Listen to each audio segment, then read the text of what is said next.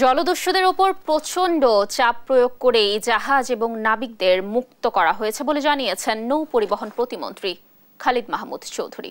সকালে সচিবালয়ে সাংবাদিকদের এ তথ্য জানান তিনি বলেন, তাদের 2 নটিক্যাল মাইল দূরে ইউরোপীয় ইউনিয়নের উদ্ধারকারী জাহাজ ছিল। বহুমাত্রিক চাপের ফলেই ছাড়তে বাধ্য হয়েছে জলদস্যুরা। মুক্তিপণ দিয়ে মুক্তির বিষয়ে কোনো তথ্য জানেন না বলে দাবি প্রতিমন্ত্রীর।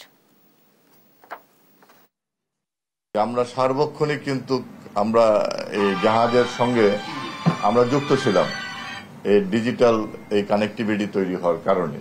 কাজে সেই কারণে আমাদের কিন্তু করসপন্ডেন্স গুলো খুব দ্রুত হয়েছে এবং গতকালকে যখন শেষ মুহূর্তে নাবিকদেরকে তার ঢাল হিসেবে ব্যবহার করার চেষ্টা করেছিল, সেই সময় কিন্তু আমরা তাৎক্ষণিকভাবে আমরা মেইল করেছি ইউরোপিয়ান নেভাল ফোর্সকে যে এই জায়গাটা সহযোগিতা করার জন্য। তারা কিন্তু তাৎক্ষণিকভাবে সেই ব্যবস্থা নিয়েছে। মানে এটা কয়েক মিনিটের মধ্যে, 10-15 মিনিটের মধ্যে এটা সম্ভব হয়েছে।